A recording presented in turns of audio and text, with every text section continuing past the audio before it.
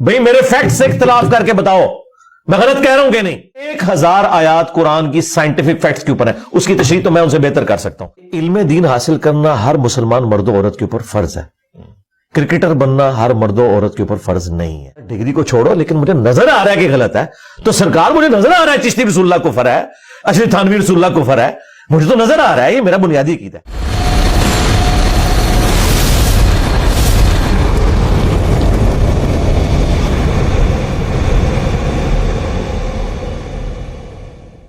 یہ کوئی اچھا کرکٹ کا پلیئر ہے, اس کو کوئی گلی کا بچہ کہے گا جی میرے ساتھ کرکٹ کھیلو, میں چیلنج کر رہا ہوں تو میں بال کر پاؤں گا. وہ اس سے پوچھتے ہیں کہ آپ کی ہسٹری کیا ہے, آپ کہاں سے سیکھے ہیں کرکٹ کو, کہاں کھیلتے ہیں آپ, کون سے گراؤنڈ میں. بزرگوں کا یہ کہنا ہے کہ انجینئر محمد علی مرزا سے پوچھو کہ کس مدرسے سے پڑھے, کہاں سے آپ نے فراغت حاصل کی ہے, آپ تو انجینئر ہیں. ان سوالات پہ کیا جواب دیں گے بفور یو چیلنج دیم؟ یہ جواب تو میں نے کب سے دفنا دیے, اور جو لوگ یہ چیزیں سامنے رکھتے تھے وہ اب رو رہے ہیں کہ ہم نے یہ بات کیوں انجینئر کے سامنے کی.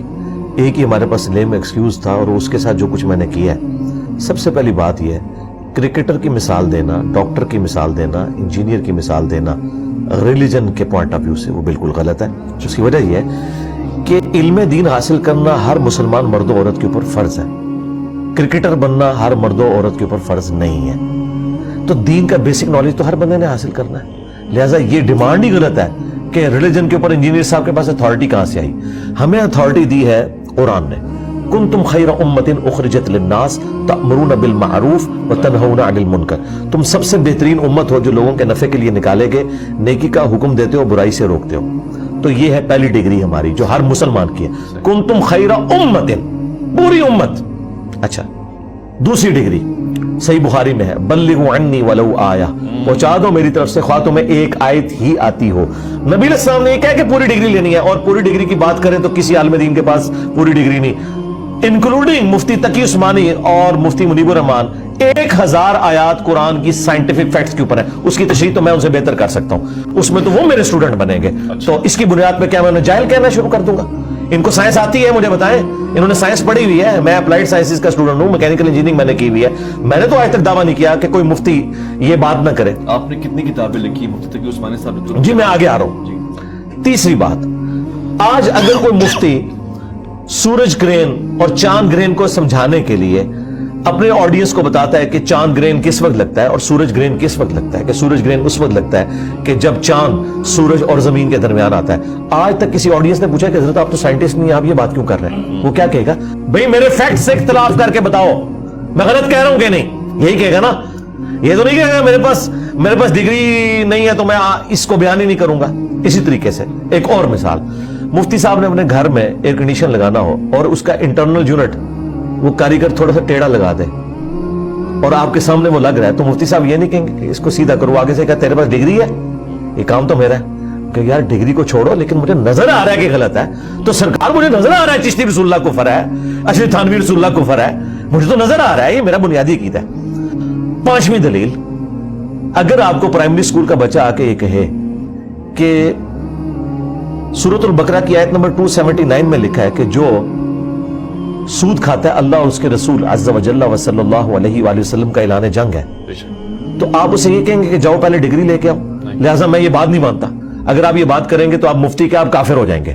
آپ کا کام ہے آپ اسے دیکھیں, اس ریفرنس کو چیک کریں. ہم بھی ریفرنس دیکھ رہے ہیں.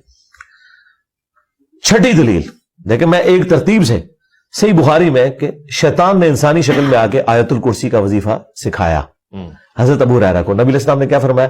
ہے شیطان تھا لیکن بات سچی کی. اگر شیطان سچی بات کرے تو لے لے, انجینئر صاحب کرے تو نہ لے. اور 7ویں دلیل, جہنم کے 7 دروازوں کی نسبت سے, چلے طواف کعبہ کے 7 چکروں کی نسبت سے, یہ 7 دلائل ہیں. 6 دلائل میں آپ کے سامنے رکھ چکا ہوں. 7ویں دلیل یہ ہے کہ جامعہ ترمذی میں حدیث موجود ہے, اس کو سپورٹیو ابن عباس کا بھی قول ہے کہ حکمت مومن کی گم شدہ میراث ہے, جہاں سے بھی ملے لے لو. مجھے بتائیں, آپ سب کچھ تو غیر مسلموں سے لے رہے ہیں, وہاں تو آپ بھی کہہ رہے ہیں ان کے پاس کوئی ڈگریاں نہیں ہے. صحیح, ٹھیک ہے. یہاں جب باری آئی ہے تو آپ ڈگریوں کی بات کر رہے ہیں. آپ بات کو چیلنج کرو. اگر میں کہہ رہا ہوں قرآن میں لکھا ہے نہ نکلے مجھے پکڑو, حدیث میں یہ لکھا ہے نہ نکلے مجھے پکڑو. چونکہ انہیں پتا ہے کہ سب کچھ نکل آیا اور ہم نے چھپایا ہوا تھا, اب ہم کیا کریں؟ میں آپ کو ایک مثال کے طور پر جی۔ تقی عثمانی صاحب کے بارے میں بڑا زوم ہے نا، ان کو مفتی اعظم پاکستان کہتے ہیں ان کے ماننے والے، تو کیا بریلوی مانتے ہیں انہیں مفتی اعظم پاکستان؟ کیوں نہیں مانتے؟ ڈگری مان لی، 8ویں دلیل جنت کے 8 دروازوں کی نسبت سے. مجھے بتائیں کیا بریلویوں کے علماء کی ڈگری کو عام دیوبندی نے مان لیا؟ وہ تو کہتے ہیں یہ تو مشرک ہے. اور عام بریلوی دیوبندیوں کے بڑے مفتی کو کہتا ہے گستاخ رسول. ڈگری کو چھوڑ دیں وہ تو اسلامی مشکوک مانتا ہے. میں نے 8 دلائل آپ کے سامنے رکھیں گے، یہ خود بھی ایک دوسرے کی ڈگری مانتے ہیں. تو میری ڈگری کہاں سے انہوں نے ماننی ہے؟ ڈگری کی تو ضرورت ہی نہیں، میں تو دلائل سامنے رکھ رہا ہوں. تقی عثمانی صاحب نے خلافت و ملوکیت کا جواب اپنے زوم میں دینے کے لیے مولانا مودودی رحمہ اللہ کے اوپر گرفت کی کہ انہوں نے کہا کہ حضرت معاویہ رضی اللہ عنہ کے دور میں سب و شتم ہوتا تھا ممبروں سے مولا علی علیہ السلام کے اوپر. تو ان کا یہ بالکل جھوٹ ہے. وہ بخاری میں تو ہے سب ہوتا تھا، اور سب کا مطلب تنقید ہے. اور یہ وہ جملہ جو مفتی سے لے کے پبلک تک دیوبندیوں کو تقی عثمانی صاحب نے رٹوا دیا.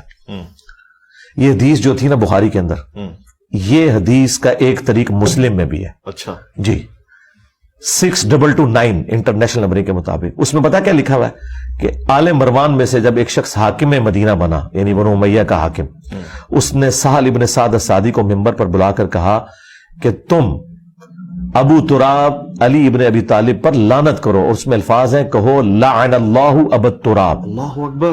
بخاری میں سب کے الفاظ تھے، مسلم کی حدیث میں امام مسلم نے لعن اللہ ابا تراب نقل کیے، لہذا سب کا ترجمہ ہے لعنت.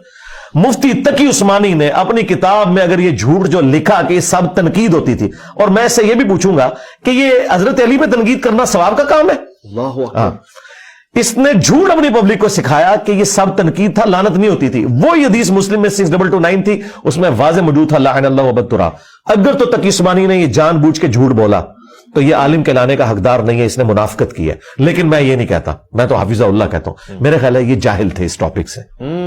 اور یہی میرا عقیدہ ان کے چھوٹے علماء کے بارے میں ہے کہ اکثر ٹاپکس جو مخالفین کے اس کے بارے میں یہ جاہل ہیں.